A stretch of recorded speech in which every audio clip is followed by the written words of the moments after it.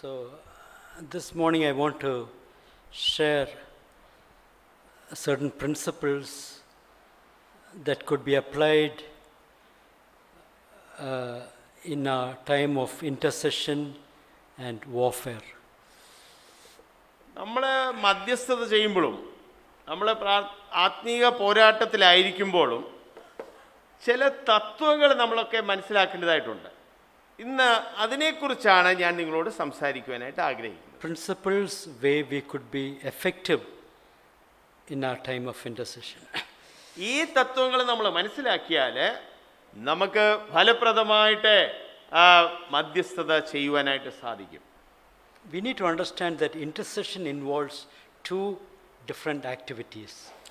മധ്യസ്ഥത എന്ന് പറയുമ്പോൾ രണ്ട് വ്യത്യസ്തമായിട്ടുള്ള കാര്യങ്ങൾ കൂടിച്ചേരുന്ന ഒരു കാര്യമാണ്. One is reconciling, the other is separating. ഒന്ന് നമ്മളെ നിരപ്പിൽ കൊണ്ടിരുന്നു, രണ്ട് നമ്മളെ വേർപെടുത്തുന്നു. One can be seen as tearing away or disuniting, the other as joining or uniting.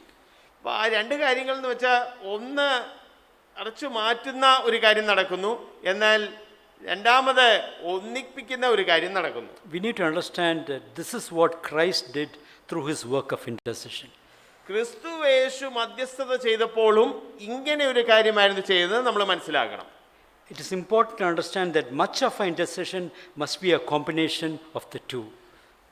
ഈ നമ്മളുടെ കൂടുതലും ഉള്ള മധ്യസ്ഥത ഈ രണ്ട് കാര്യങ്ങളും കൂടി ചേരുന്ന ഒരു കാര്യമായിരിക്കണം. Because in our concept of prayer, usually we ask the Father to do something.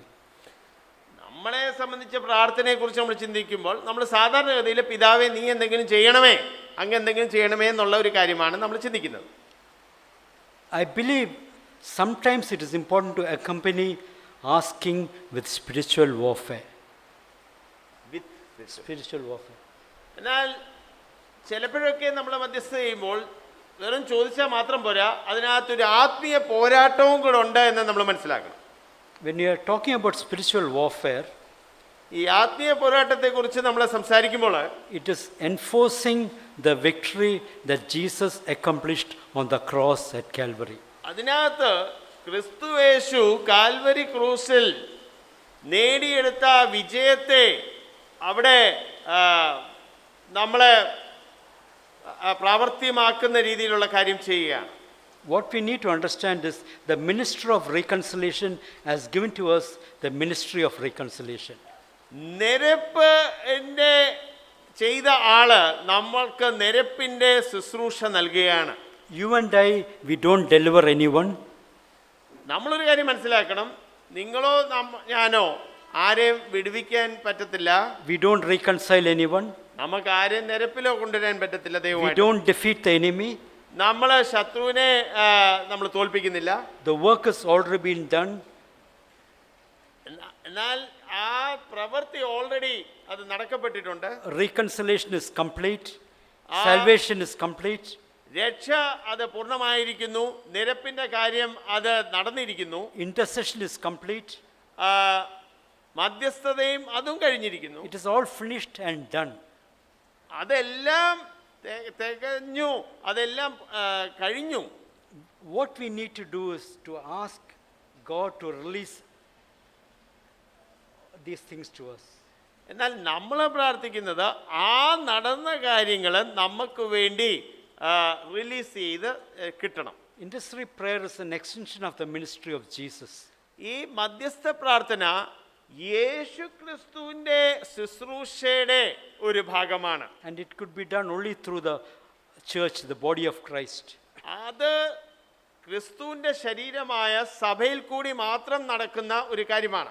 Christ needs a human on this earth to represent himself. അപ്പോൾ ക്രിസ്തു യേശുവിനെ പ്രതിനിധീകരിക്കുവാൻ വേണ്ടി ഒരു മനുഷ്യനെ യേശുവിന് വേണം. The Father's human was Jesus. അപ്പം പിതാവിനെ സംബന്ധിച്ചിടത്തോളം ആ ഒരു വ്യക്തി അത് യേശുവായിരുന്നു. Jesus human are us, the body of Christ. യേശുവിനെ സംബന്ധിച്ചിടത്തോളം ആ വ്യക്തികൾ നിങ്ങളും ഞങ്ങളുമാണ്. In the Gospel of John chapter 20, It says, as the Father has sent us, I sent you. യോഹന്നാന്റെ സുവിശേഷം 20-ാം അധ്യായത്തിൽ യേശു ഇങ്ങനെ പറയുണ്ടായി, പിതാവ് എന്നെ അയച്ചതുപോലെ ഞാൻ നിങ്ങളെ അയക്കുന്നു. Jesus was a sent one, and because Jesus was a sent one, he had authority. യേശു അയക്കപ്പെട്ട ഒരു വ്യക്തിയായിരുന്നു. അങ്ങനെ അയക്കപ്പെട്ട ഒരു വ്യക്തി ആയതുകൊണ്ട് യേശുവിന് അധികാരമുണ്ടായിരുന്നു. Our authority comes from being sent ones representing Amen. Jesus. അപ്പം നിങ്ങൾക്കും നമുക്കും അധികാരമുണ്ടെങ്കിൽ അത് നമ്മൾ അയക്കപ്പെട്ടവര്, അവനാൽ അയക്കപ്പെട്ടവരായതുകൊണ്ടാണ് നമുക്ക് അധികാരമുള്ളത്. In the same way that Jesus represented the Father, speaking his words and doing his works. അപ്പൊ യേശുവിനെ സംബന്ധിച്ചിടത്തോളം യേശു പിതാവിനാൽ അയക്കപ്പെട്ടായിരുന്നു. അതുകൊണ്ട് യേശു എന്ത് ചെയ്തു? പിതാവിന്റെ പ്രവർത്തികൾ ചെയ്തു, പിതാവിന്റെ വാക്കുകൾ പറഞ്ഞു. If we believe we are functioning as his ambassadors, നമ്മള് യേശുവിന്റെ സ്ഥാനപതികളായിട്ട്, അംബാസഡേഴ്സ് ആയിട്ട് പ്രവർത്തിച്ചു വരുന്നുവെന്ന് നമ്മൾക്ക് ബോധ്യമുണ്ടെങ്കിൽ, that means we represent him. അതിനർത്ഥം നമ്മൾ അവനെ പ്രതിനിധീകരിക്കുന്നു. We need to understand there's a heavenly pattern. നമ്മൾ മനസ്സിലാക്കണം, ഇതിനെല്ലാം ഒരു സ്വർഗീയ മാതൃകയുണ്ട്, ഒരു പാറ്റേൺ ഉണ്ട്. Jesus is the victor. Yeshu ജയാളിയാണ്. We are the enforcers. യേശു ജയാളിയാണ്. നമ്മളാണ് ആ കാര്യം പ്രാബല്യത്തിൽ കൊണ്ടുവരുന്നവര്. Jesus is the redeemer. We are the releasers. യേശുവാണ് വീണ്ടെടുപ്പുകാരൻ, എന്നാൽ നമ്മളാണ് ആ വീണ്ടെടുപ്പ് മറ്റുള്ളവർക്ക് വേണ്ടി റിലീസ് ചെയ്ത് കൊടുക്കുന്നത്. Jesus is the head. We are the body. യേശു തലയാണ്, നമ്മൾ ശരീരമാണ്. So the partnership is God and humans. അതുകൊണ്ട് ഇത് ദൈവവും മനുഷ്യരും കൂടി ചേർന്നൊരു പങ്കാളിത്തമാണ്. The correct pattern is my prayer of intercession releases Christ's finished work of intercession. അപ്പം യഥാർത്ഥമായിട്ടുമുള്ള നല്ല മധ്യസ്ഥ പ്രാർത്ഥന എന്തുവാണ്? നമ്മുടെ പ്രാർത്ഥന മൂലം യേശു ക്രിസ്തുവിൻ്റെ മധ്യസ്ഥത, അതിൻ്റെ ഫലം മറ്റുള്ളവരുടെ ജീവിതത്തിലേക്ക് നമ്മൾ റിലീസ് ചെയ്ത് കൊടുക്കുന്നു. That means we are co-laborers along with him. മനസ്സിലാക്കണം, അതിൻ്റെ അർത്ഥം നമ്മൾ യേശുവിനോടൊപ്പം കൂട്ടുവേലക്കാരാണ്. The question always asked is, if Christ defeated Satan and his demons, is there a necessity for warfare? പലപ്പോഴും എല്ലാവരും ചോദ്യം ചോദിക്കാറുണ്ട്, അയ്യോ ക്രിസ്തു ആണെങ്കിൽ സാത്താനെയും ഭൂതങ്ങളെ മേളിലും ജയം പ്രാപിച്ചു, അപ്പം ഇനി ഈ ആത്മീയ പോരാട്ടം എന്ന് പറയേണ്ട അതിൻ്റെ ആവശ്യമുണ്ടോ? Many times we've said, didn't Christ disarm him? Didn't he take away his power? അപ്പം പലരും ഇങ്ങനെ ചിന്തിക്കാറുണ്ട്, അയ്യോ യേശു സാത്താൻ്റെ ആയുധങ്ങൾ വെപ്പിച്ചില്ലേ, യേശു തോപ്പിച്ചില്ലേ? The answer to these questions lies in you and me receiving an accurate understanding of what happened on the cross at Calvary. അപ്പം അങ്ങനെയുള്ള ചോദ്യങ്ങളുടെ ഉത്തരം നമുക്ക് കിട്ടണമെങ്കിൽ ക്രൂശിൽ യഥാർത്ഥമായിട്ടും എന്തുവായിരുന്നു സംഭവിച്ചതെന്ന് നിങ്ങൾക്കും നമ്മൾക്കും ഒരു വെളിപാട് കിട്ടണം. We need to understand when Christ defeated Satan, it was a legal breaking of his authority over us. നമ്മൾ മനസ്സിലാക്കണം, യേശു ക്രിസ്തു സാത്താൻ്റെ മേളിൽ ജയം അവിടെ ക്രൂശിൽ എടുത്തപ്പോൾ അവിടെ ന്യായപരമായിട്ട് അല്ലെ ലോ പ്രകാരം അവിടെ ലീഗലായിട്ട് നമ്മൾക്ക് ഒരു ജയം ലഭിച്ചു. The Bible says he delivered us from his authority. വേദപുസ്തകത്തിൽ പറയുന്നത് യേശു ക്രിസ്തു സാത്താൻ്റെ നമ്മളുടെ മേലുള്ള അധികാരത്തിൽ നിന്ന് നമ്മളെ വിടുവിച്ചു. In other words, it says the right to use his power on us. അതിൻ്റെ അർത്ഥം സാത്താൻ ഇനിമേൽ അവൻ്റെ അധികാരം നമ്മളുടെ മേലിൽ ചൊലുത്താൻ പറ്റത്തില്ല. We need to understand that Jesus came to regain the authority Adam lost to the serpent in the Garden of Eden. നമ്മൾ മനസ്സിലാക്കണം, ഏദൻ തോട്ടത്തില് ആദാമിന് ഉള്ള അധികാരം അത് ആദാമിന് നഷ്ടപ്പെട്ടു, അത് സാത്താന് അവൻ കൊടുത്തു. Satan still has all the power and abilities he had. അപ്പം ആ അധികാരം ഇപ്പൊ സാത്താൻ്റെ കയ്യിൽ ഉണ്ട്. The Bible says he prowls around like a roaring lion. വേദപുസ്തകത്തിൽ പറയുന്നത് അവനൊരു അലറുന്ന സിംഹം പോലെ നടക്കുന്നു സാത്താന്. He still has his fiery darts. സാത്താൻ ഇപ്പോഴും അവന് തീ അമ്പുകൾ വേണേ എറിയാൻ സാധിക്കും. He still has, if you don't believe this, try going without your armor. അപ്പം ഞാനീ പറയുന്നത് നിങ്ങൾ വിശ്വസിക്കുന്നില്ലെങ്കിൽ നിങ്ങൾ ഈ സർവായുധ വർഗം ഇടാതെ നിങ്ങളൊന്ന് നടന്നു നോക്കാം. We need to understand that what Satan lost was the right, the authority to use his power on those who make Jesus Lord. അപ്പം ക്രൂശി നടന്ന എന്തുവാ? ഇനിയും തൊട്ട് യേശു ക്രിസ്തുവിനെ കർത്താവായി സ്വീകരിക്കുന്നവരുടെ മേളില് സാത്താന് ഉള്ള നേരത്തെ ഉണ്ടായിരുന്ന അധികാരം അവന് ക്രൂശിൽ നഷ്ടപ്പെട്ടു. So what we are going to look now is that certain principles that can be used during our time of intercession or warfare. അപ്പം നമ്മൾ ഇനി നോക്കാൻ പോകുന്നത് നമ്മൾ മധ്യസ്ഥത ചെയ്യുമ്പോൾ പ്രാർത്ഥിക്കുമ്പോൾ നമ്മൾ ഈ പോരാട്ടം ചെയ്യുമ്പോൾ അതിനകത്ത് ചില തത്വങ്ങൾ നമ്മൾ മനസ്സിലാക്കേണ്ടതായിട്ടുണ്ട്. It is impossible to separate the word intercession from warfare. നമ്മൾ ഈ മധ്യസ്ഥത എന്ന് പറയുന്ന കാര്യവും പോരാട്ടം എന്ന് പറയുന്ന കാര്യവും ഇതിനെ രണ്ടായിട്ട് കാണാൻ പറ്റത്തില്ല. ഇത് ഒന്നിച്ച് കിടക്കുന്ന ഒരു കാര്യമാണ്. Can you read 2 Corinthians chapter 2 verse 11? 2 കൊരിന്ത്യർ 2-ാം അധ്യായം അതിൻ്റെ 11-ാമത്തെ വാക്യം ഒന്ന് വായിച്ചാട്ടെ. 2 കൊരിന്ത്യർ. സാത്താൻ നമ്മെ തോൽപ്പിക്കരുത്, അവന്റെ തന്ത്രങ്ങളെ നാം അറിയാത്തവരല്ലല്ലോ. So we should not be ignorant of his schemes. അപ്പം നമ്മൾ സാത്താൻ്റെ തന്ത്രങ്ങളെ അറിയാത്ത ഒരാളായി തീരരുത്. The word ignorant in Greek, it means without knowledge or understanding. ഈ നമ്മൾ ഇത് അറിയാത്തവർ ആകരുത് എന്ന് പറയുമ്പോൾ ഈ സാത്താൻ്റെ തന്ത്രങ്ങളെ പറ്റി ഒരു പിടിയില്ലാത്ത ആൾക്കാർ നമ്മൾ ആകരുത്. The verse is essentially saying, don't be without understanding of the way Satan thinks and operates.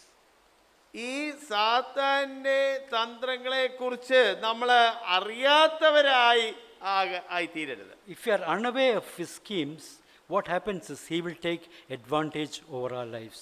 അപ്പം അവൻ്റെ തന്ത്രങ്ങൾ എന്തുവാണെന്ന് നമുക്കൊരു പിടിയില്ലാതെ നടക്കുവാണെങ്കിൽ പിന്നെ അവൻ അതിൻ്റെ മുതലെടുക്കും.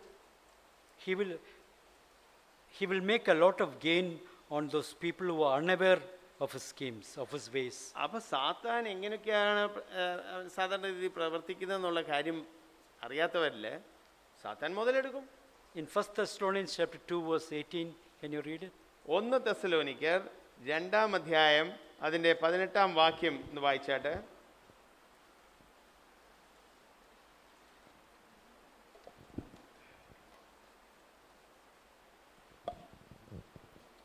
അതുകൊണ്ട് നിങ്ങളുടെ അടുക്കൽ വരുവാൻ ഞങ്ങൾ വിശേഷാൽ പൗലോസായ ഞാൻ 1-2 പ്രാവശ്യം വിചാരിച്ചു, എന്നാൽ സാത്താൻ ഞങ്ങളെ തടുത്തു. It says, we wanted to come to you, but Satan hindered us.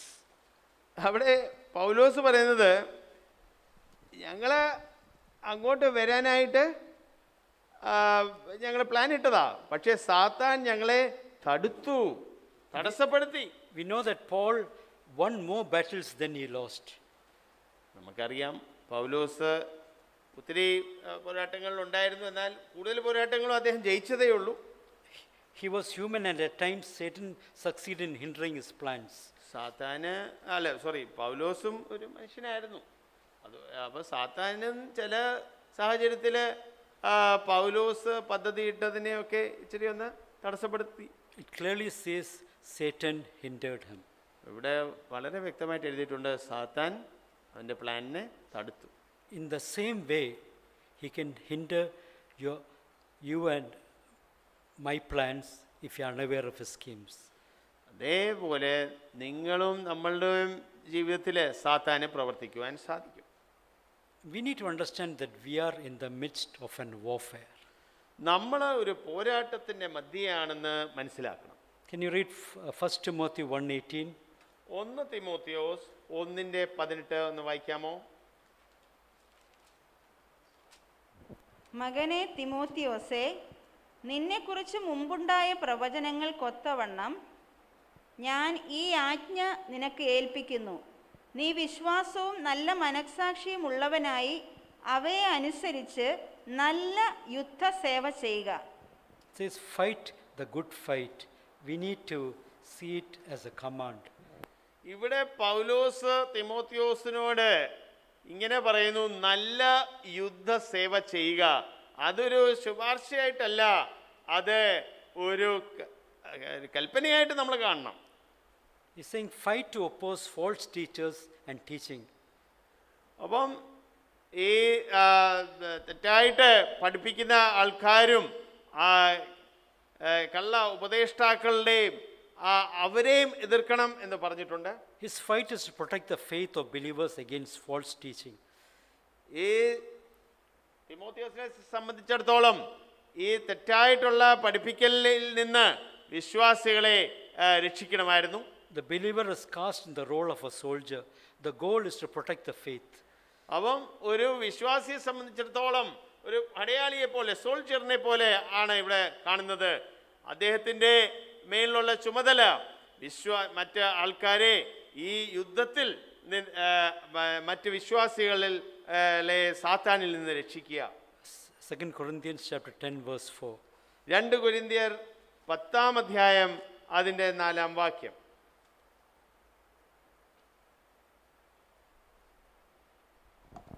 ഞങ്ങളുടെ പോരിൻ്റെ ആയുധങ്ങളോ ജഡികങ്ങളല്ല, കോട്ടകളെ ഇടിപ്പാൻ ദൈവസന്നിധിയിൽ ശക്തിയുള്ളവ തന്നെ.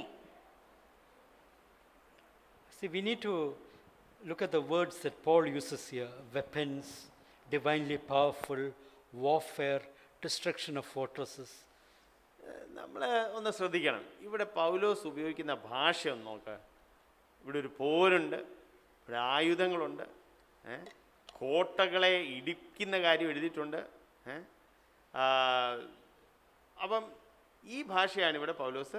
But Paul doesn't identify what these weapons are. അപ്പം ഈ ആയുധങ്ങൾ ഏതൊക്കെയാണെന്ന് അവിടെ 1, 2, 3 എന്ന് പറഞ്ഞിട്ടില്ല. But they would include the word of God and the Holy Spirit. അപ്പം പൗലോസിന്റെ കയ്യിലുണ്ടായിരുന്ന ആയുധം എന്താണ്? ദൈവത്തിന്റെ വചനം, പിന്നെ ദൈവത്തിന്റെ ആത്മാവ്. In 2 Timothy, he says, suffer hardship as a good soldier. അവിടെ ഒരു നല്ല 2 തിമോത്തിയോസിലെ പൗലോസ് തിമോത്തിയോസിനോട് പറയുന്ന ഒരു നല്ല ഭടനെ പോലെ നീ കഷ്ടങ്ങൾ സഹിക്കുക. In the Gospel of Mark, it says, in my name they will cast out demons. മർക്കോസിന്റെ സുവിശേഷത്തിലെ ഇങ്ങനെ എഴുതിയിട്ടുണ്ട്, എൻ്റെ നാമത്തിൽ അവരെ ഭൂതങ്ങളെ പുറത്താക്കും. In the Gospel of Luke chapter 10, it says, we have been given authority to tread on scorpions and serpents. ലൂക്കോസിന്റെ സുവിശേഷത്തിലെ പാമ്പുകളുടെ മേളിലും തേളുകളുടെ മേളിലും ദൈവം ശിഷ്യന്മാർക്ക് അധികാരം കൊടുക്കുന്നതായിട്ട് കാണുന്നു.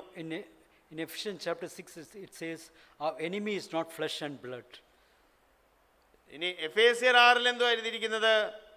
നമ്മളുടെ പോരാട്ടം ജഡരക്തങ്ങളോടല്ല, but against rulers, powers, and world forces of darkness, against spiritual forces of wickedness.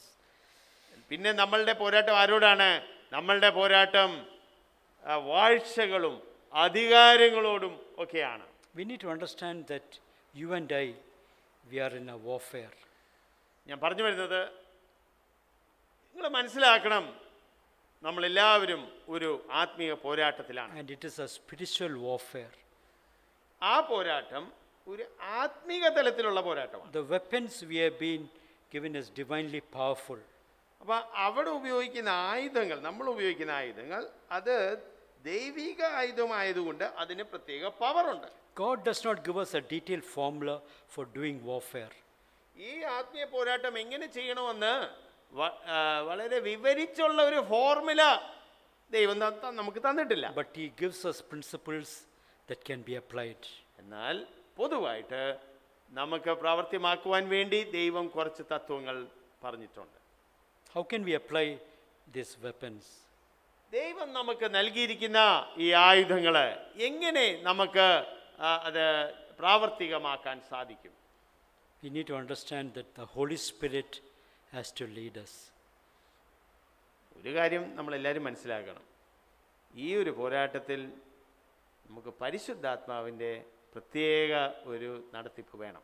See, in warfare or intercessory prayer, God is more concerned about our relationship with Him more than anything else. നമ്മൾ ഈ പ്രാർത്ഥിക്കുമ്പോഴും ഈ മധ്യസ്ഥത ചെയ്യുമ്പോഴും ഒക്കെ നമ്മളും ദൈവവുമായിട്ടുള്ള ആ ബന്ധം അത് വളരെ പ്രാധാന്യമുള്ള കാര്യമാണ്. ദൈവം അതിന് ഒത്തിരി പ്രാധാന്യം കൊടുക്കുന്നുണ്ട്. We will come back to this later on. ഈ Our ഈ relationship. പോയിന്റിലേക്ക് ഞാൻ പിന്നീട് തിരികെ വരാം. But I want to share a few points concerning God's timing, God's terms, and God's methods. ദൈവത്തിൻ്റെ ടൈമിംഗ്, അല്ലാതെ ആ ദൈവത്തിൻ്റെ ആ ടൈമിങ്ങിനെ കുറിച്ച്, ദൈവത്തിൻ്റെ മെത്തേഡ്, അതായത് രീതികളെക്കുറിച്ച്, Terms. എന്നിട്ട് ദൈവത്തിൻ്റെ വ്യവസ്ഥകളെക്കുറിച്ച്, terms. We need to understand that waiting upon the Lord will keep us from becoming reactionary to the devil. നമ്മൾ ദൈവത്തിൽ കാത്തിരിക്കാൻ പഠിക്കേണ്ടവരാണ്. അല്ലെങ്കിൽ സാത്താൻ എന്തെങ്കിലും ചെയ്യുമ്പം പെട്ടെന്ന് നമ്മൾ എടുത്തു ചാടി ചില കാര്യം ചെയ്യുന്നവരായിത്തീരും. Because in warfare, God chooses the time Amen. and the terms of the battle. ഈ ആത്മീയ പോരാട്ടത്തിൽ നമുക്ക് തോന്നുന്ന രീതിയിലോ തോന്നുന്ന സമയത്തോ അല്ല നമ്മൾ യുദ്ധം ചെയ്യേണ്ടത്, ദൈവമാണ് അത് തിരഞ്ഞെടുക്കുന്നത്. 1 Samuel chapter 13. 1 ശമൂവേൽ 13-ാം അധ്യായം നമുക്കൊന്ന് നോക്കാം. Anita, can you read from verse 8 to 14? അവിടെ 8 മുതൽ 14 വരെ ഉള്ള വാക്യങ്ങൾ സിസ്റ്റർ അനിത വായിക്കാമോ? ശമൂവേൽ നിശ്ചയിച്ചിരുന്ന അവധി അനുസരിച്ച് അവൻ 7 ദിവസം കാത്തിരുന്നു. എങ്കിലും ശമൂവേൽ ഗിൽഗാലിൽ എത്തിയില്ല. ജനവും അവനെ വിട്ട് ചിതറിപ്പോയി. അപ്പോൾ ശൗൽ, ഹോമയാഗവും സമാധാനയാഗവും ഇവിടെ എൻ്റെ അടുക്കൽ കൊണ്ടുവരുവിൻ എന്ന് കൽപ്പിച്ചു. അവൻ തന്നെ ഹോമയാഗം കഴിച്ചു. ഹോമയാഗം കഴിച്ചു തീർന്ന ഉടനെ ഇതാ ശമൂവേൽ വരുന്നു. ശൗൽ അവനെ വന്ദനം ചെയ്യുവാൻ എതിരേറ്റ് ചെന്നു. നീ ചെയ്തത് എന്ത് എന്ന് ശമൂവേൽ ചോദിച്ചു.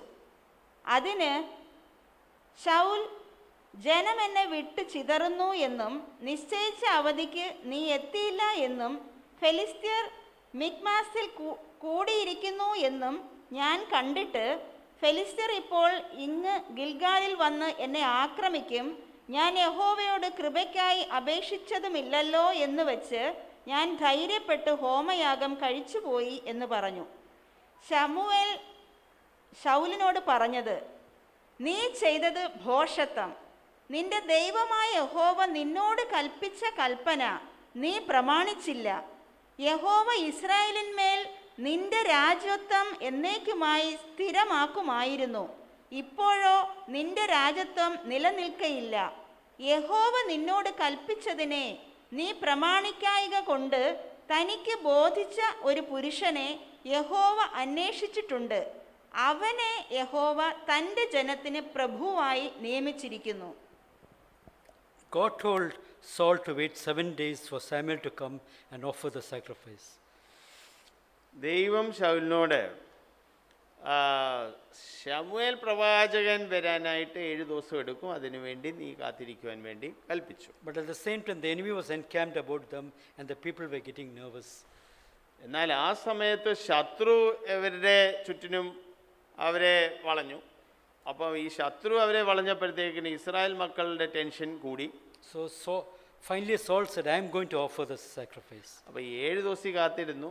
അപ്പം അവസാനം ശൗല് പറഞ്ഞു, എനിക്ക് മതിയായി, എന്തായാലും ഈ യാഗങ്ങൾ ഞാൻ തന്നെ അങ്ങ് ദൈവത്തിന് ഓഫർ ചെയ്യാൻ പോവുകയാണ്.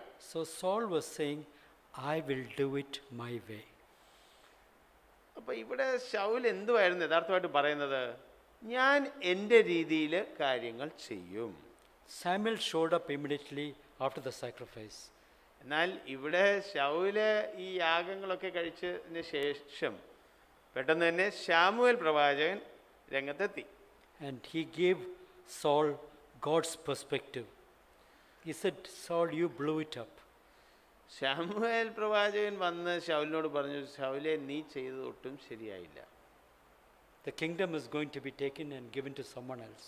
നീ ഭോഷത്വമാണ് കാണിച്ചത്. നിന്റെ കയ്യിൽ നിന്ന് ഈ അധികാരം എടുത്ത് അത് വേറെ ഒരാൾക്ക് കൊടുക്കാനായിട്ട് പോവുകയാണ്. He said, I can't have a leader or a warrior who is reactionary. അവിടെ ഒരു കണക്കിന് ദൈവം പറഞ്ഞെന്തുവാ, ഞാൻ നിയമിച്ച ഒരു ലീഡർ അവനെ സാഹചര്യങ്ങളെ നോക്കി പ്രതികരിക്കുന്ന ഒരാളല്ലായിരിക്കണം. He said, I can't have someone who is leading the people with his own wisdom and his own ideas. സ്വന്തം ജ്ഞാനവും സ്വന്തം ചിന്തകളും ബേസ് ചെയ്തുകൊണ്ട് ആൾക്കാരെ നയിക്കുന്ന ഒരു നേതാവിനെ അല്ല ദൈവത്തിന് വേണ്ടിയത്. God is saying, I want it my way. ദൈവം പറയുന്നത് എൻ്റെ രീതിയിൽ ആൾക്കാരെ നയിക്കുന്ന ഒരു നേതാവിനെയാണ് എനിക്ക് വേണ്ടത്. Can we come to the amen. book of Joshua, chapter 5? യോശുവയുടെ പുസ്തകം 5-ാം അധ്യായത്തിലേക്ക് നമുക്ക് നോക്കാം. Read verse 14 and then verses 1 to chapter 6, 1 to 5.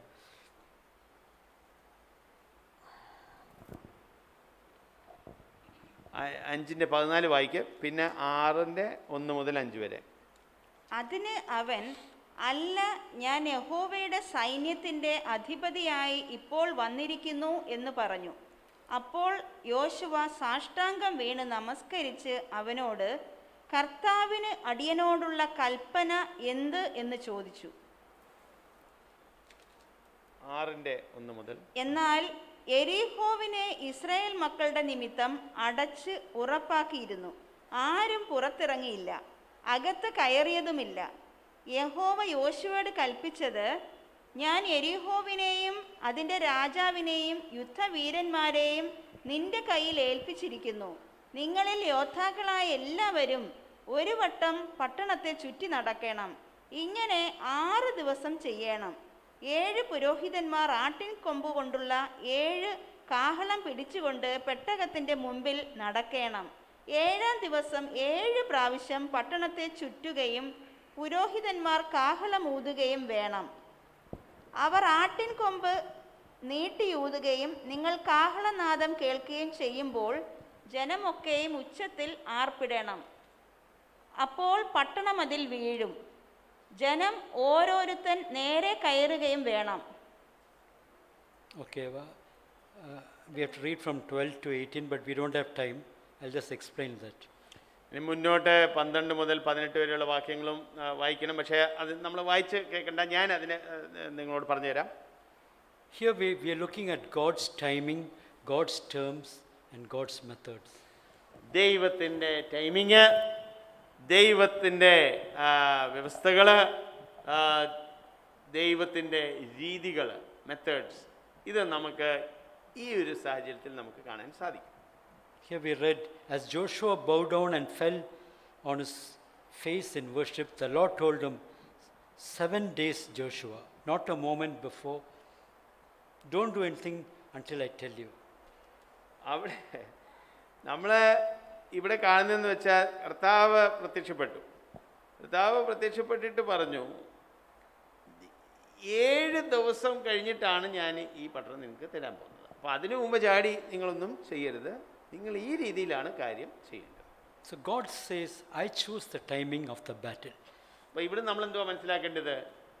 ദൈവമാണ് ഓരോ ആ സമയം നിശ്ചയിക്കുന്നത്. Take no prisoners.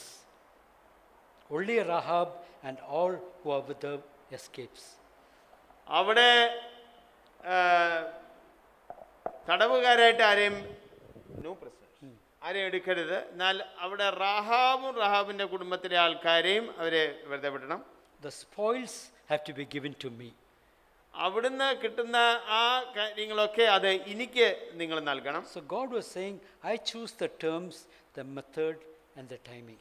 അപ്പം ടൈമിങ് മാത്രമല്ല, അവിടെ ചെന്ന് എന്തോ ചെയ്യണം, ഏത് രീതിയിൽ ചെയ്യണം, അതിൻ്റെ എല്ലാം വ്യക്തമായിട്ടുള്ള നിർദ്ദേശങ്ങൾ ദൈവം അവിടെ യോശുവയ്ക്ക് കൊടുക്കുന്നു. If you do it my way, you win.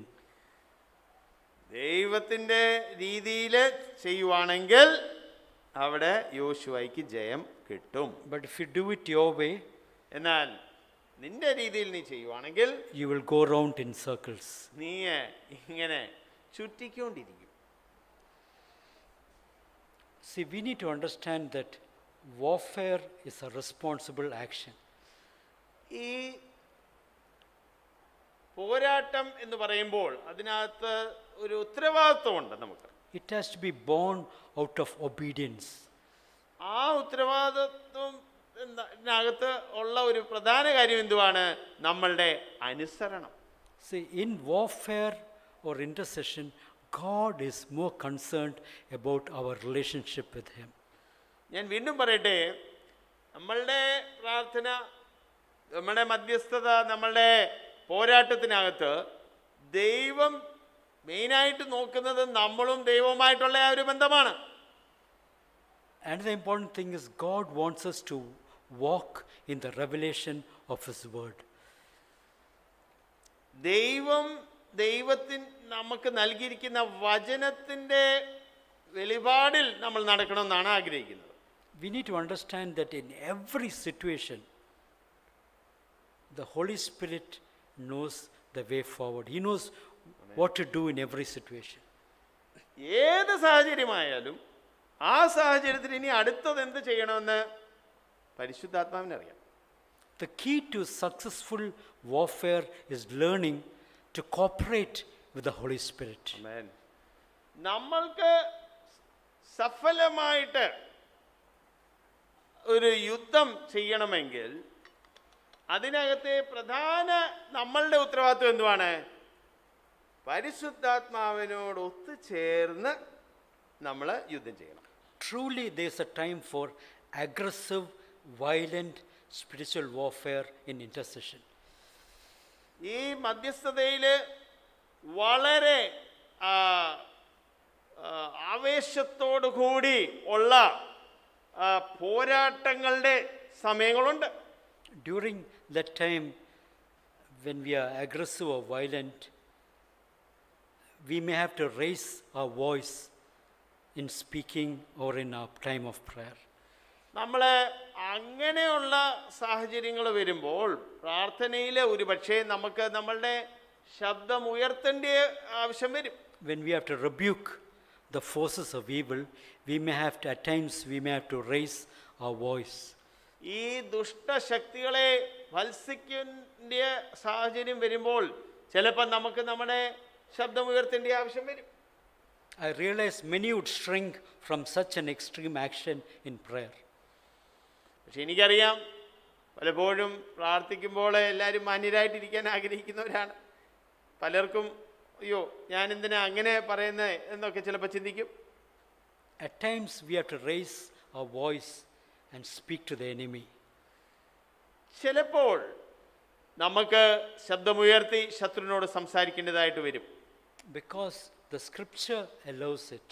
എന്താണെന്ന് വെച്ചാൽ തിരുവെഴുത്തിൽ അങ്ങനെ പറയുന്നുണ്ട്, അങ്ങനെ സമ്മതിക്കുന്നുണ്ട്. In the book of Zechariah chapter 4 verse 7, it says that Zerubbabel shouted to a mountain.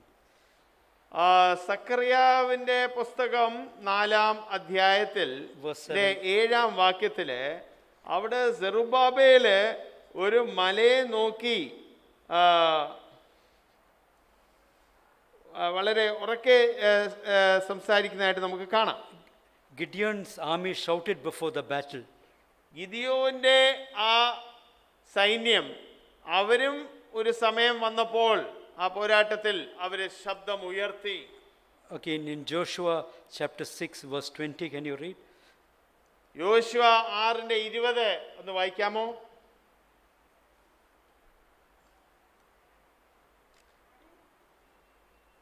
അനന്തരം ജനം ആർപ്പിടുകയും പുരോഹിതന്മാർ കാഹളം ഊതുകയും ചെയ്തു. ജനം കാഹളനാദം കേട്ട് അത്യുച്ചത്തിൽ ആർപ്പിട്ടപ്പോൾ മതിൽ വീണു. ജനം ഓരോരുത്തൻ നേരെ മുൻപോട്ട് പട്ടണത്തിലേക്ക് കടന്ന് പട്ടണം പിടിച്ചു. I will just share an incident that happened where we had to raise our voice and speak in a particular situation. ഇവിടെ നമ്മൾ ആർപ്പിട്ടു, അത്യുച്ചത്തിൽ ആർപ്പിട്ടു എന്ന് വായിച്ചു കേട്ടു. ഞങ്ങളുടെ ജീവിതത്തിൽ അങ്ങനെ ചെയ്യേണ്ട ഒരു സാഹചര്യം വന്നു. ഞാൻ അതിനെക്കുറിച്ച് നിങ്ങളോടൊന്ന് പങ്കുവെക്കാം. A couple of years back, we were in a place called Karsia in Chhattisgarh. കുറച്ച് വർഷങ്ങൾക്ക് മുമ്പ് ഛത്തീസ്ഗഡിലെ ഖർസിയ എന്ന് പറയുന്ന സ്ഥലത്ത് ഞങ്ങൾ ആയിരുന്നു.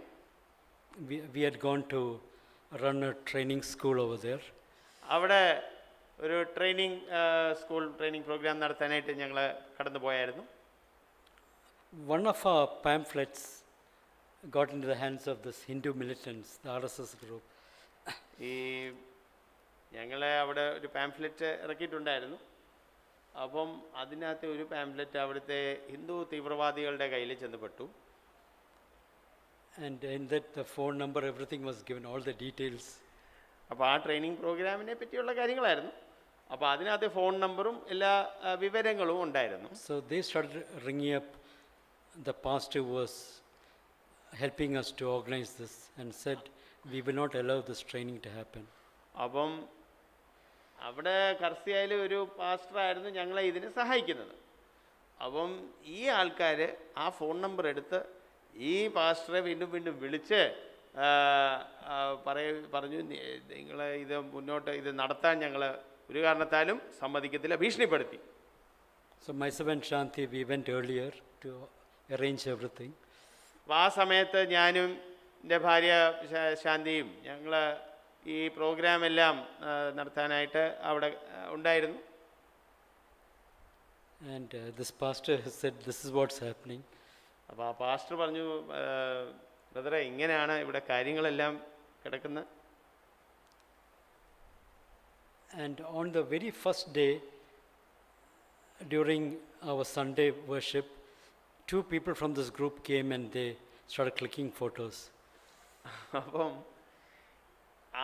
അതിൻ്റെ ആദ്യത്തെ ഞായറാഴ്ച ഞങ്ങളെല്ലാവരും കൂടി ആരാധിക്കുക. ആ സമയത്ത് ഈ ഗ്രൂപ്പിലെ 2 പേര് വന്നിട്ട് ഫോട്ടോ എടുക്കാൻ തുടങ്ങി. And in the next day's newspaper, in the front page, there was this photo and an article saying, people from Kerala are come here and they are converting people. അപ്പോൾ അടുത്ത ദിവസം തന്നെ അവിടുത്തെ ഒരു പ്രാദേശിക പത്രത്തിൽ അതിൻ്റെ ഫ്രണ്ട് പേജിൽ ഫോട്ടോ സഹിതം വേണ്ട കേരളത്തിൽ നിന്ന് കുറച്ച് പേര് കടന്നു വന്ന് ഇവിടെ എല്ലാവരെയും ക്രിസ്ത്യാനികളാക്കുവാനായിട്ട് ശ്രമിക്കുകയാണെന്നുള്ള And the government is not doing anything about it.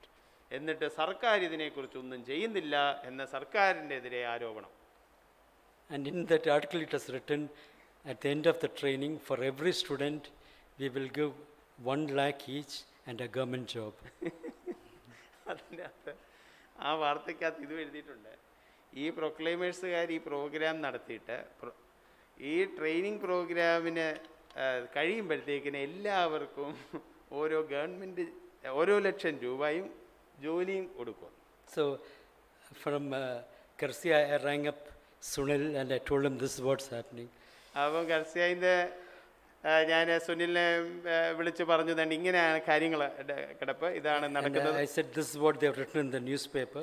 അപ്പോൾ ഇതൊക്കെയാണ് പത്രത്തിൽ എഴുതിയിരിക്കുന്നത് എന്ന് ഞാൻ അറിയിച്ചു. You know what was his reaction? അപ്പം എന്തുവാ Sunil പറഞ്ഞതെന്നറിയാമോ? He said, hallelujah, praise God. അപ്പോൾ അദ്ദേഹം പറഞ്ഞു, ഹല്ലേലൂയ, ദൈവത്തിന് സ്തുതി.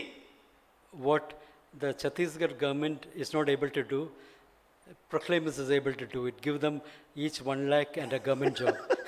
ഛത്തീസ്ഗഡ് സർക്കാരിന് പറ്റാത്ത കാര്യം ഇവിടെ പ്രൊക്ലൈമേഴ്സ് കണ്ട് ചെയ്യാൻ പോകുന്നു, 1,00,000 രൂപ കൊടുക്കാൻ പോകുന്നു, ഓരോ സർക്കാർ ജോലിയും കൊടുക്കാൻ പോവുകയാണെന്ന്. So as soon as this article came in the newspaper, ഈ ലേഖനം അവിടുത്തെ പ്രാദേശിക പത്രത്തിൽ വന്നതിന് ശേഷം government officials started coming to the Bible school. ഈ സർക്കാർ ജീവനക്കാർ പിന്നെ അവിടെ വരാനായിട്ട് തുടങ്ങി. They used to come and sit in the class and listen to what is being taught. അവർ ഈ ട്രെയിനിങ് ക്ലാസ്സിൽ ഇരുന്നിട്ട് എന്തുവാണ് ഇത് ഈ ക്ലാസ്സിൽ പഠിപ്പിക്കുന്നതെന്ന് അവർ നോക്കാൻ തുടങ്ങി. They started sending CIDs to find out what's happening. അവർ ഈ രഹസ്യത്തിൽ ആൾക്കാരെയൊക്കെ വിട്ട് എന്തുവാ ഇവിടെ നടക്കുന്നതെന്ന് ഒറ്റി നോക്കുവാനായിട്ട് വിട്ടു. So there was a lot of tension in the campus. അതുകൊണ്ട് ഈ കാര്യങ്ങളൊക്കെ നടക്കുന്നതുകൊണ്ട് പൊതുവെ ആ ക്യാമ്പസിനകത്ത് തന്നെ ഒരു ടെൻഷനായിരുന്നു. And fear was gripping me അപ്പോൾ ഈ എൻ്റെ ഉള്ളിലും എനിക്ക് ഭയം ഇങ്ങനെ വരുമായിരുന്നു. because people were ringing me up and saying, you have to stop the training and come back because if something happens, you are responsible. അപ്പം ആൾക്കാരൊക്കെ എന്നെ ഫോൺ വിളിച്ച് ഈ കാര്യങ്ങളൊക്കെ അറിഞ്ഞപ്പോഴേ, അയ്യോ ഇത് ട്രെയിനിങ് നിർത്തിവെക്കുക, എന്താണെന്ന് വെച്ചാൽ ഇനി എന്തെങ്കിലും സംഭവിച്ച എല്ലാ ഉത്തരവാദിത്വം നിങ്ങളുടെയാണ്. And we were praying about this. ഞങ്ങൾ ഇതിനെക്കുറിച്ച് പ്രാർത്ഥിക്കുന്നുണ്ടായിരുന്നു. But the Lord clearly told us to continue this training. പക്ഷേ കർത്താവ് വ്യക്തമായിട്ട് ഞങ്ങളോട് സംസാരിച്ചു, അല്ല ഈ ട്രെയിനിങ് മുന്നോട്ട് കൊണ്ടുപോകണം. And at that time I received a phone call saying that we heard that so and so thing is happening. I want you to take Psalm 91 and meditate on it and pray those verses over your life. അപ്പം ആ സമയത്തെ ഒരു വ്യക്തി എന്നെ ഫോണിൽ വിളിച്ച് ഇങ്ങനെ പറഞ്ഞു, 91 സങ്കീർത്തനം എടുക്കുക, എന്നിട്ട് അതിനകത്തെ വാക്യങ്ങൾ ഈ ഒരു സാഹചര്യത്തിൽ അതൊന്ന് അതിൻ്റെ മേളിൽ അതൊന്ന് പറയുക. So I started meditating on Psalms 91. അപ്പം ഞാൻ സങ്കീർത്തനം 91 സങ്കീർത്തനം എടുത്ത് ധ്യാനിക്കാനായിട്ട് തുടങ്ങി. And in verse 2 it says that he will be my refuge and my fortress. അവിടെ രണ്ടാമത്തെ വാക്യത്തിൽ ഇങ്ങനെ എഴുതിയിട്ടുണ്ട്, അവൻ എൻ്റെ സങ്കേതവും കോട്ടയുമാണ്. In verse 3 it says he will deliver you. മൂന്നാമത്തെ വാക്യത്തിൽ അവനെ വിടുവിക്കും എന്ന് എഴുതിയിട്ടുണ്ട്. In verse 4 it talks about God's protection. നാലാമത്തെ വാക്യത്തിൽ ദൈവത്തിൻ്റെ നമ്മളുടെ മേലിലുള്ള സുരക്ഷയെക്കുറിച്ച് അവിടെ പറയുന്നുണ്ട്. In verse 5 it says you will not be afraid of the terror by night or the arrow that flies by day. അഞ്ചാം വാക്യത്തിൽ രാത്രിയിലെ ഭയത്തെയും പകൽ പറക്കുന്ന അസ്ത്രത്തിൻ്റെയും നീ ഭയപ്പെടത്തില്ലെന്ന് പറഞ്ഞു. So when I was meditating, what happened was the fear, worry, anxiety started leaving me. ഞാൻ ഈ ധ്യാനിച്ചുകൊണ്ടിരുന്നപ്പോഴത്തേക്കിനെ എൻ്റെ ഉള്ളിലുള്ള ഭയവും ആകുല ചിന്തയും ഒക്കെ അങ്ങ് പോകാൻ തുടങ്ങി. And then I felt the Lord telling me,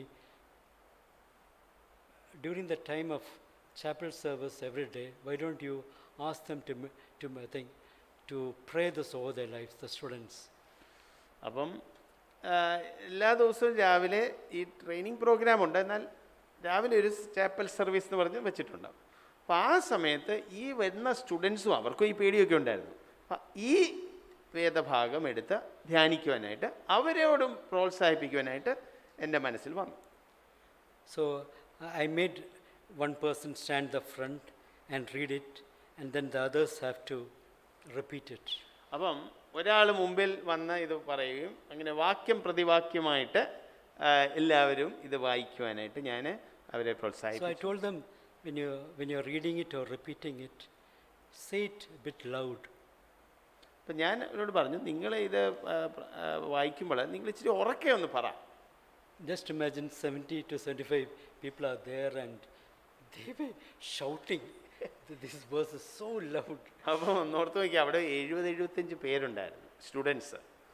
എല്ലാവരും ഇത് ഉറക്കെ പറയാൻ തുടങ്ങിയപ്പോൾ പിന്നെ കുറച്ച് കഴിഞ്ഞ് വളരെ ആവേശത്തിൽ അവർ ഭയങ്കര ഉറക്കെ ഇത് പറയാനായിട്ട് തുടങ്ങി. And I told them, believe every word that you're saying. ഞാൻ അവരോട് പറഞ്ഞു, നിങ്ങൾ ഈ പറയുന്ന കാര്യം ഓരോന്നും വിശ്വസിച്ചിട്ട് നിങ്ങൾ പറയണം. And the presence of God used to come and fill that place. അങ്ങനെ പറയുമ്പോൾ ദൈവത്തിൻ്റെ സാന്നിധ്യം അവിടെ വന്ന് അവിടെ നിറയുന്നുണ്ടായിരുന്നു. And in verse 11 it says, for he will give his angels charge concerning you to guard you in all your ways. 11-ാം വാക്യത്തിൽ ഇങ്ങനെ പറയുന്നു, നിന്റെ എല്ലാ വഴികളിലും നിന്നെ കാക്കേണ്ടതിന് അവൻ നിന്നെക്കുറിച്ച് തൻ്റെ ദൂതന്മാരോട് കൽപ്പിക്കും. practically the angels of God came and they were guarding that place. ഞാൻ സത്യമായിട്ടും പറയട്ടെ, അവിടെ ഞാൻ വിചാരിക്കുന്നത് ദൈവത്തിൻ്റെ ദൂതന്മാർ തന്നെ വന്ന് അവിടെ ഞങ്ങളെ കാക്കുന്നുണ്ടായിരുന്നു. Because totally we were there for 35 days. ഞങ്ങൾ അവിടെ മൊത്തത്തിൽ 35 ദിവസം ഉണ്ടായിരുന്നു. And it is God who kept us these 35 days. ആ 35 ദിവസങ്ങൾ ദൈവമായിരുന്നു ഞങ്ങളെ അവിടെ വച്ചത്. It is just the power of the word of God. അത് ദൈവവചനത്തിൻ്റെ ശക്തി ഞങ്ങൾക്ക് In our own strength, I don't think I'll be there for more than 15 minutes. എൻ്റെ സ്വന്തം ശക്തിയിൽ അവിടെ 15 മിനിറ്റ് കൂടുതൽ എനിക്ക് നിൽക്കാൻ സാധിക്കുമെന്ന് എനിക്ക് തോന്നുന്നില്ല. Because there was such a release in that place that everyone was so peaceful and people were so confident. അപ്പം ഇങ്ങനെ ആയപ്പോൾ അവിടെ എല്ലാവർക്കും വളരെ സമാധാനമുണ്ടായിരുന്നു. അതുമാത്രമല്ല, അവർക്ക് ഒരു നല്ല കോൺഫിഡൻസ് ഉണ്ടായിരുന്നു, ഉറപ്പുണ്ടായിരുന്നു. It is God who kept us there.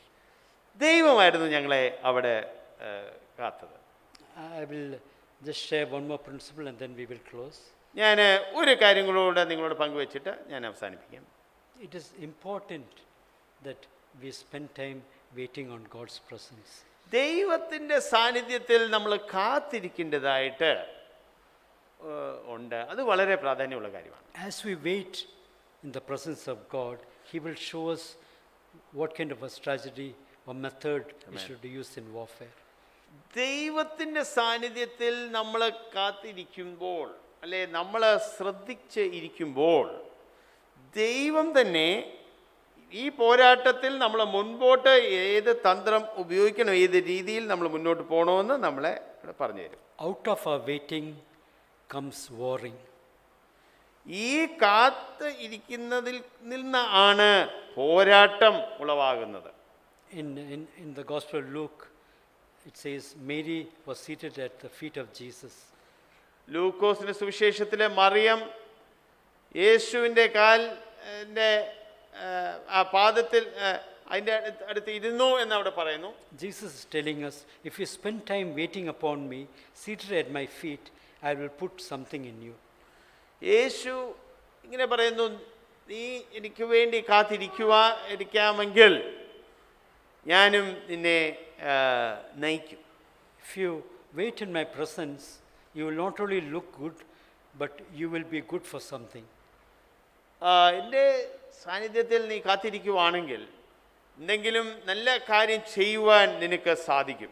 We often look good, but we lack anointing. നമ്മൾ പലപ്പോഴും പുറമേ എല്ലാം നല്ലതായിട്ട് ഇരിക്കും, പക്ഷെങ്കിൽ ദൈവത്തിൻ്റെ അഭിഷേകം നമുക്ക് പിന്നെ ഇല്ലായിരിക്കും. We must wait in His presence and allow all ministry, including our warfare, to be born of relationship. നമ്മൾ ഏത് ശുശ്രൂഷ ചെയ്താലും നമ്മൾ ദൈവത്തിൻ്റെ സാന്നിധ്യത്തിൽ നമ്മൾ കാത്തിരിക്കുകയും അതിൽ നിന്ന് ആണ് നമ്മളുടെ ശുശ്രൂഷകൾ ഉളവാകേണ്ടത്. I have few more things to share, but I think we have lack of time. കുറച്ച് കാര്യങ്ങളൂടെ എനിക്ക് പറയണമെന്നുണ്ടായിരുന്നു, പക്ഷെ എന്നാൽ അത്രയും സമയമില്ല. See, only when we wait in God's presence can we hear the voice of God. നമ്മൾ ദൈവ സാന്നിധ്യത്തിൽ കാത്തിരിക്കുവാണെങ്കിലേ ദൈവ ശബ്ദം നമുക്ക് കേൾക്കാൻ സാധിക്കത്തുള്ളൂ. ആമേൻ. It is God's will that you hear His voice. ദൈവത്തിൻ്റെ ശബ്ദം കേൾക്കണം എന്ന് അതാണ് ദൈവത്തിൻ്റെ ആഗ്രഹം. Only a person who is hearing from God will be able to move forward. ദൈവത്തിൽ നിന്ന് കേൾക്കുന്ന ഒരു വ്യക്തിക്ക് യഥാർത്ഥമായിട്ടും ഇങ്ങനെ മുന്നോട്ട് പോകാനായിട്ട് സാധിക്കും. So God wants you and me to be people who are hearing His voice. നിങ്ങളും നമ്മളും ദൈവത്തിൻ്റെ ശബ്ദം കേൾക്കുന്ന ആൾക്കാരായി തീരണം എന്നാണ് ദൈവം ആഗ്രഹിക്കുന്നത്. In many of our lives, there are so many hindrances. Because these hindrances are there, we are not in a place to hear His voice. നമ്മളുടെയൊക്കെ ജീവിതത്തിൽ പല തടസ്സങ്ങളൊക്കെ ഉണ്ട്. ഈ തടസ്സങ്ങളുള്ളതുകൊണ്ടാണ് പലപ്പോഴും നമ്മൾക്ക് ദൈവത്തിൽ നിന്ന് കേൾക്കാൻ പറ്റാത്തത്. Unbelief hinders you from hearing His voice. അവിശ്വാസം അതൊരു വലിയ തടസ്സം തന്നെയാണ്. An undeveloped spirit hinders your ability to hear from God. Developed spirit. ഈ ആത്മീക നമുക്ക് വളർച്ച അധികമില്ലെങ്കിൽ നമുക്ക് പിന്നെ ദൈവത്തിൽ നിന്ന് അധികം കേൾക്കാൻ പറ്റത്തില്ല. Your heart stops hearing when you focus on painful memories. പിന്നെ പലരുടെ ജീവിതത്തിൽ വളരെ വേദനാജനകമായിട്ടുള്ള ചില ഓർമ്മകളുണ്ട്. അതെപ്പോഴും ഓർത്തുകൊണ്ടിരിക്കുകയാണെങ്കിൽ നമുക്ക് പിന്നെ ദൈവത്തിൽ നിന്ന് കേൾക്കാൻ പറ്റത്തില്ല. When you are harboring unforgiveness, anger, jealousy, bitterness, resentment, it grieves the Holy Spirit. അതുമാത്രമല്ല ചില മനോഭാവങ്ങൾ, അതായത് ചിലർ കയ്പ്, അവരുടെ ഉള്ളിൽ കയ്പ് നിറഞ്ഞിരിക്കുക, അല്ലെ ചിലർക്ക് മറ്റുള്ളവരെ അവർ ക്ഷമിക്കാതെ വെച്ചിരിക്കുകയാണ്, അല്ലെ ചിലരുടെ ഉള്ളിൽ ഈർഷ്യ, അസൂയ, ഇതെല്ലാം കൂടെ നിറഞ്ഞു കിടക്കുന്ന ആ ഒരു അവസ്ഥയാണെങ്കിൽ പിന്നെ അത് ദൈവത്തിൽ നിന്ന് നമ്മളെ കേൾക്കുവാനായിട്ട് നമുക്ക് അത് വലിയ തടസ്സമാണ്. So it is very important that you and I come to a place where we are hearing His voice. അതുകൊണ്ട് ദൈവത്തിൻ്റെ ശബ്ദം നമ്മൾ കേൾക്കുന്ന ആൾക്കാരായിരിക്കണം. So if you want to hear His voice, you need to be a person who is so open to the Holy Spirit. നിങ്ങൾ ദൈവത്തിൽ നിന്ന് കേൾക്കാൻ ആഗ്രഹിക്കുന്നവരാണെങ്കിൽ ദൈവത്തിൻ്റെ ആത്മാവിനെ ഉള്ള ഒരു ഓപ്പൺനെസ്, തുറന്ന മനോഭാവം നിങ്ങൾക്കുണ്ടായിരിക്കണം. In closing, I want to say this. അവസാനമായിട്ട് എനിക്ക് നിങ്ങളോട് പറയാനായിട്ടുള്ളത്, I will stress some of the points that we discussed. ഞാൻ അവസാനമായിട്ട് പറയാനെന്ന് പറഞ്ഞാൽ പുതിയ കാര്യമല്ല, ഞാൻ ഇതുവരെ പറഞ്ഞ കാര്യം എല്ലാം കൂടെ ഒന്ന് ചുരുക്കി നിങ്ങളുടെ മുമ്പിൽ വെക്കുകയാണ്. God chooses the time, the terms of the battle. നമുക്കെല്ലാവർക്കും യുദ്ധമുണ്ടെന്ന് ശരിയാണ്, പക്ഷേ ആ യുദ്ധത്തിൻ്റെ ടൈമിങ്, ഏത് സമയത്തെന്നാണ് നമ്മൾ കാര്യം ചെയ്യേണ്ടതെന്ന്, അത് ഏത് രീതിയിലാണ് ചെയ്യേണ്ടത്, അതെല്ലാം ദൈവമാണ് തീരുമാനിക്കുന്നത്. In warfare, He is more concerned about our relationship with Him. രണ്ടാമതായിട്ട് ഈ യുദ്ധത്തിൽ നമ്മളും ദൈവവുമായിട്ടുള്ള ബന്ധം, അതാണ് ഏറ്റവും മെയിൻ കാര്യം. Holy Spirit knows exactly what is needed in each situation. പിന്നെ നമ്മൾ മനസ്സിലാക്കേണ്ടത് ഓരോ സാഹചര്യത്തിലും നമ്മൾ എന്തോ ചെയ്യണം ചെയ്യണ്ട നമുക്ക് വലിയ പിടിയില്ല, പക്ഷേ പരിശുദ്ധാത്മാവിനെ കംപ്ലീറ്റ് കാര്യങ്ങൾ. The key to successful warfare is learning to cooperate Amen. with the Holy Spirit. അതുകൊണ്ട് നമ്മൾ പോരാട്ടം ഉണ്ട്, ഈ പോരാട്ടത്തിൽ വിജയകരമായിട്ട് നമുക്ക് മുന്നോട്ട് പോകണമെങ്കിൽ നമ്മൾ പരിശുദ്ധാത്മാവിനോടൊപ്പം സഹകരിക്കണം, സഹകരിച്ച് മുന്നോട്ട് പോകണം. Out of our waiting comes warring. അങ്ങനെ നമ്മൾ കർത്താവിൽ കാത്തിരിക്കുമ്പോൾ അതിൽ നിന്നാണ് നമ്മൾ യുദ്ധം ചെയ്യുന്നത്. Warfare is a responsible action. It must be born from obedience. ഈ പോരാട്ടം എന്ന് പറയുന്നത് അതിൽ നമ്മുടെ ഉത്തരവാദിത്വമുണ്ട്. നമ്മുടെ ഉത്തരവാദിത്വം എന്താണ്? നമ്മൾ ദൈവത്തിൽ കാത്തിരിക്കുന്നു, ദൈവത്തെ അനുസരിക്കുന്നു. We must wait in His presence and allow all ministry, including warfare, to be born of relationship. നമ്മൾ കർത്താവിൽ കാത്തിരുന്ന നമ്മളെ ജീവിതത്തിൽ എന്തോ ശുശ്രൂഷ ചെയ്താലും അത് അനുസരണത്തിൽ നിന്ന് ഉളവാകുന്ന ഒരു കാര്യമായിരിക്കണം. It is important that we need to have a heart that's continually grateful and thankful to God. ദൈവത്തോട് തുടർമാനമായിട്ടും നന്ദി നിറഞ്ഞ ഹൃദയം നമുക്ക് ഉണ്ടായിരിക്കണം. We need to develop a strong prayer life. അങ്ങനെ ഒരു വളരെ ശക്തിയേറിയ ഒരു പ്രാർത്ഥനാ ജീവിതം തന്നെ നമ്മൾ ഉണ്ടാക്കിയെടുക്കണം. Make sure you spend time with the Word of God. നിങ്ങൾ ദൈവവചനത്തിനോട് കൂടെ സമയം ചെലവഴിക്കണം. Make a decision to walk in the light God gives us. ദൈവം നൽകുന്ന ആ വെളിച്ചത്തിൽ നടക്കുവാൻ നിങ്ങൾ തീരുമാനമെടുക്കണം. Become familiar with God's ways. ദൈവത്തിൻ്റെ വഴികൾ എന്താണെന്ന് മനസ്സിലാക്കി അതിൽ പരിചയിക്കണം. Keep a warm heart. നിങ്ങളെ മറ്റുള്ളവരോട് ഊഷ്മളമായിട്ടുള്ള ഒരു മനോഭാവം ഉണ്ടായിരിക്കണം. Refuse to be bitter. ഒരു രീതിയിലും കയ്പ് നിങ്ങൾ ഹൃദയത്തിൽ വെച്ചുകൊണ്ടിരിക്കരുത്. Never hold a grudge. ഒരിക്കലും ആ ഒരു ദേഷ്യം ഉള്ളിൽ വെച്ചുകൊണ്ടിരിക്കരുത്. Our relationship with the Holy Spirit has to be on a day-to-day basis. പരിശുദ്ധാത്മാവുമായിട്ടുള്ള ബന്ധം അത് ദിനംതോറും ഉള്ള ഒരു ബന്ധമാണെന്ന് നമ്മൾ മനസ്സിലാക്കണം. May God bless you with these words. ദൈവം ഈ വാക്യങ്ങളാൽ നിങ്ങളെ അനുഗ്രഹിക്കട്ടെ.